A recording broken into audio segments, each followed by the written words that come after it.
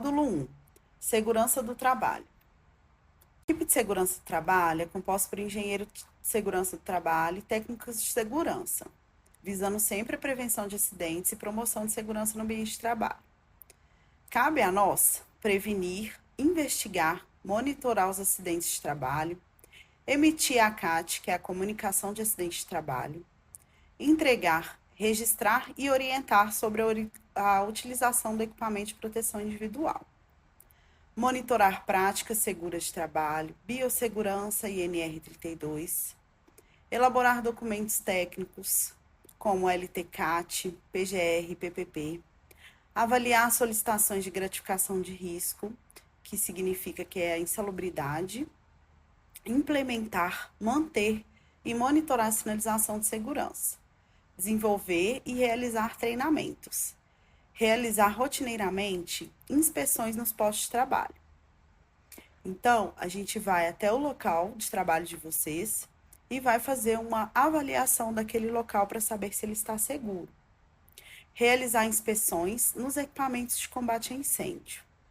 Uma vez por mês, nós fazemos essa inspeção nos equipamentos. Olhamos os extintores, as sinalizações e outras coisas para a prevenção.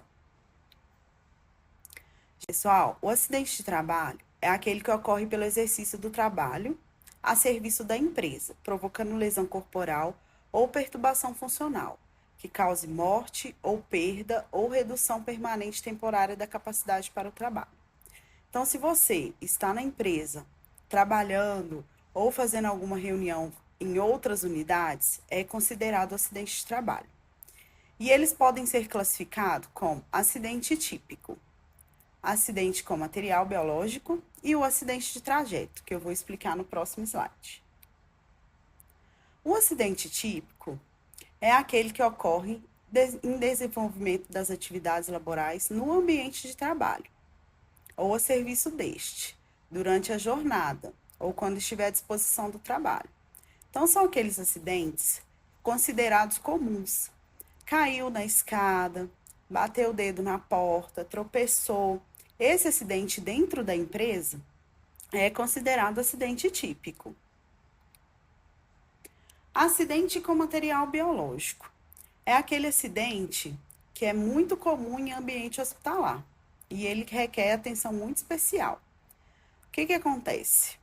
Pode ser através de contato com materiais perfurocortantes, né, que são muito utilizados, como agulhas, bisturis, utilizados em pacientes, ou com projeção de fluidos, né, nos olhos, que é o sangue, líquido, pleural, em mucosas, na boca, com procedimentos assistenciais. Então, deve ser providenciado, assim que ocorrer o acidente, gente, tem que fazer em imediato o atendimento médico. Ele é realizado aqui no próprio hospital, então é feito aqui mesmo. Eu vou explicar para vocês o fluxo de acidente depois. O acidente de trajeto é aquele que ocorre no trajeto, né? Da casa para o trabalho ou do trabalho para casa. Isso é o que a legislação fala para a gente. Então, não pode ter desvios ou mudança no trajeto habitual. Se você vai da casa para a faculdade, por exemplo, que é uma dúvida muito grande dos servidores, ele também é considerado acidente de trajeto, porque é o seu trajeto habitual. Todo dia você faz esse trajeto. Então, independente do meio de transporte utilizado, quando tiver o acidente de trajeto, você deve fazer o atendimento e deve ser apresentada a comprovação através do atendimento médico e boletim de ocorrência pertinente ao dia e o horário do acidente, tá bom? Vamos falar aqui agora do fluxo de acidente de trabalho, típico e trajeto. Quando acontecer esse acidente, deve ser realizado atendimento médico. A primeira coisa a se fazer é isso.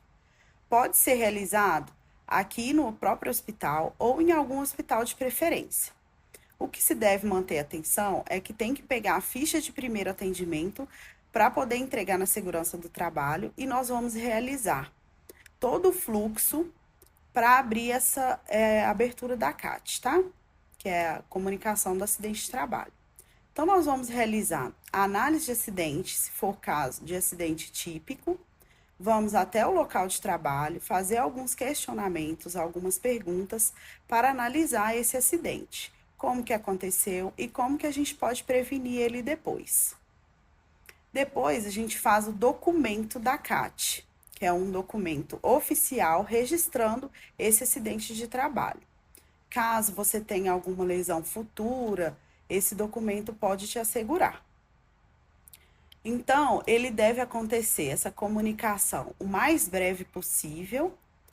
Se você não tiver impossibilitado de fazer esse documento, você tem que ligar no setor, comunicar ou mandar alguma pessoa responsável para comunicar esse acidente.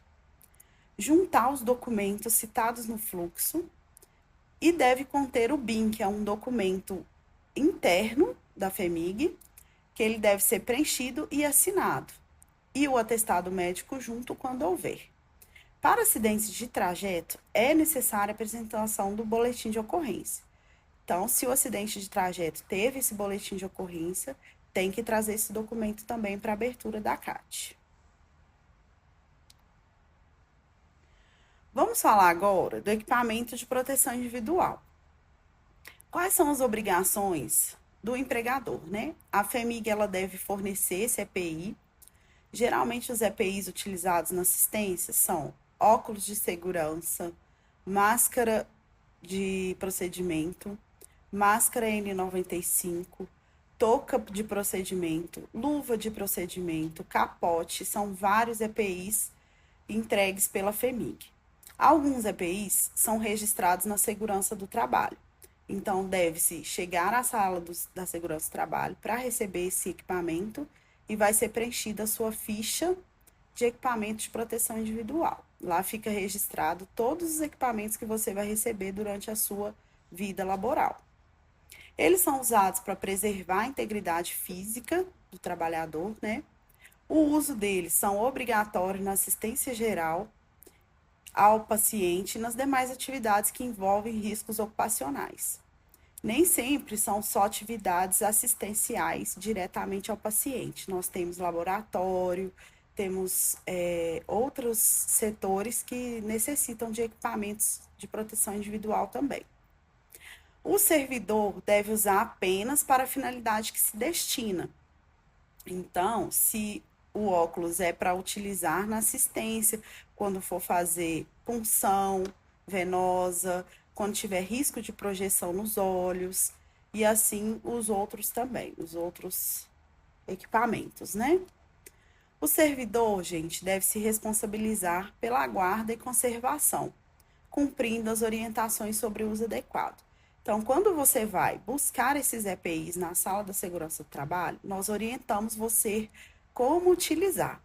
Então, deve-se cumprir essas orientações para o uso adequado deles, tá? Comunicar na segurança do trabalho também qualquer alteração. O óculos riscou, não está dando para enxergar mais, então você deve ir lá na sala para poder trocar esse EPI. Ou se ele foi danificado, extraviado, quebrou, né? Você não tem ele mais, se perdeu, tem que ir lá na segurança do trabalho buscar outro. Agora eu vou falar aqui um pouquinho sobre orientações de biossegurança e NR32. A biossegurança é um conjunto de medidas, né, voltadas para as ações de prevenção, minimização ou eliminação de riscos inerentes às atividades laborais, que possam comprometer a saúde do servidor, do paciente ou a qualidade do serviço prestado. Então, aqui vai algumas medidas que estão escritas nas legislações que a gente deve cumprir. Higienizar as mãos antes e após o contato com o paciente e a realização de procedimentos. Nas pias, né, tem a orientação da lavagem da mão correta, tá, gente? Usar corretamente as caixas de descarte de perfuro cortante. Essa caixa, ela é analisada quando a gente vai realizar uma inspeção. Então, ela tem um limite, que é essa linha tracejada, que é o limite de segurança. Essa caixa deve ser preenchida somente até esse limite, tá? E quando ela estiver cheia, se não é você que troca, você deve solicitar ao setor ou ao servidor competente para poder trocar. Não pode deixar ela cheia, porque nas inspeções a gente comunica vocês e, e fala que está errado, que é necessário trocar. Então, não pode fazer passar do limite de segurança, para não ter acidentes também, tá? Utilizar os EPIs, né? Destinados para minimizar os riscos inerentes às atividades. Então, quando for realizar assistência ao paciente, que é o mais comum dentro do hospital, né? Tem que utilizar os EPIs corretos aí. Não consumir alimentos e bebidas nos postos de trabalho. Utilize as áreas destinadas. Então, existem copinhas nos setores de vocês. Este setor, esse local que é destinado para poder fazer a alimentação. Conhecer os POPs do setor. Gente, POP é procedimento operacional padrão. Quando você chegar no setor de vocês, vão ter descritos lá como realizar cada atividade. Então, isso, quando vocês conhecem essas atividades, minimiza os erros, né? Você consegue aí prevenir que tenha algum acidente e faz a atividade de vocês corretamente. Utilizar calçados fechados. Na legislação fala que nós não podemos utilizar calçado aberto dentro do hospital. Então, ele deve proteger o dorso e o calcanhar do pé, né? Então, o calçado permitido é esse. Manter os cabelos presos durante o trabalho e não utilizar adornos. Essa é uma exigência da NR 32. Não pode utilizar adornos e também é muito mais seguro para você. Se o paciente ele é um paciente mais agitado, ele pode puxar o adorno e trazer aí um acidente para você, né? Ficar atento às medidas de precaução padrão. Essas medidas são feitas pela CCIH, é um setor de precaução para o paciente. Então, na porta das enfermarias, vão ter ali descrito se for alguma precaução respiratória, você deve utilizar a máscara de segurança e outras precauções, tem outros EPIs para utilizar. Então, tem que prestar bastante atenção nessas medidas, tá bom?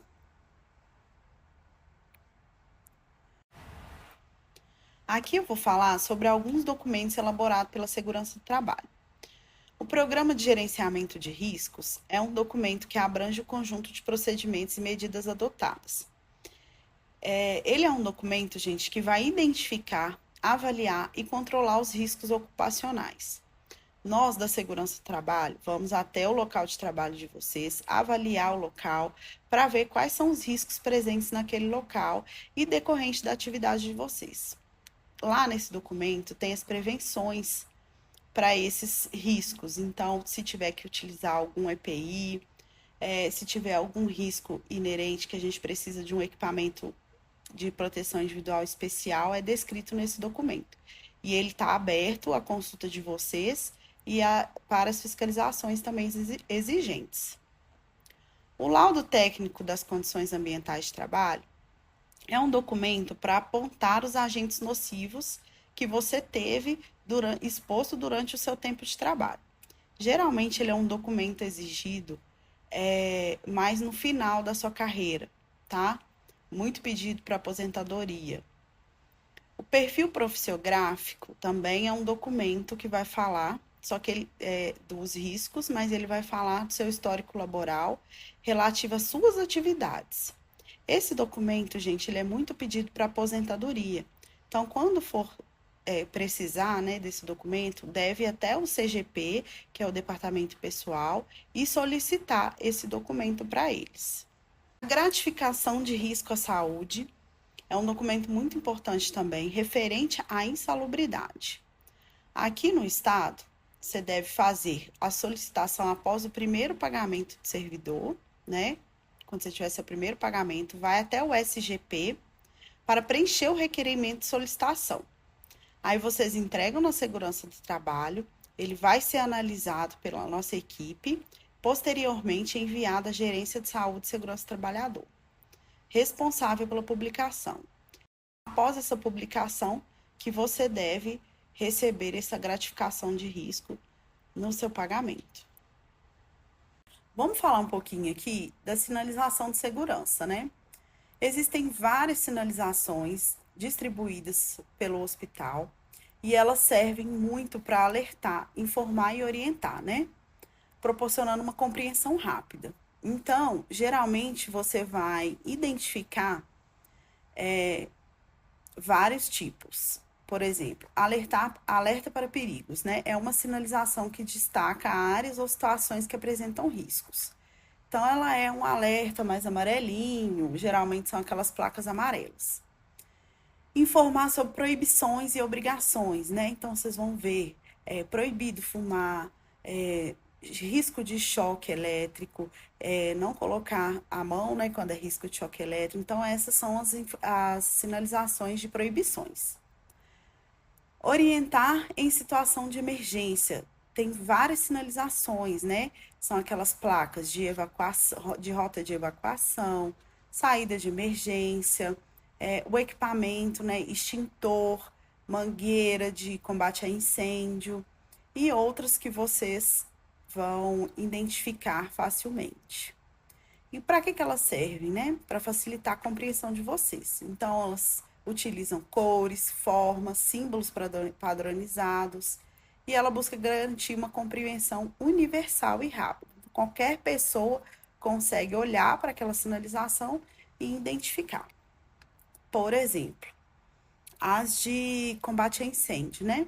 Em caso de uma situação de emergência, gente, deve manter a calma, evitando o pânico, tanto o seu pânico quanto os pânicos para o paciente.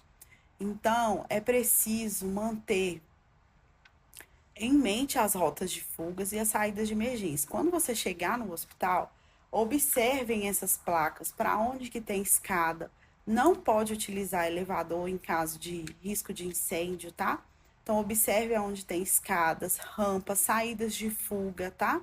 Para poder fazer essa evacuação com calma, com tranquilidade, que o que acontece na maioria das vezes é o pânico, né? Que deixa as pessoas desesperadas. Então, mantém essa calma para auxiliar os demais presentes quanto ao abandono do local. Então, eu quero agradecer, vou deixar vocês com o módulo 2, que vai falar sobre a saúde do trabalhador.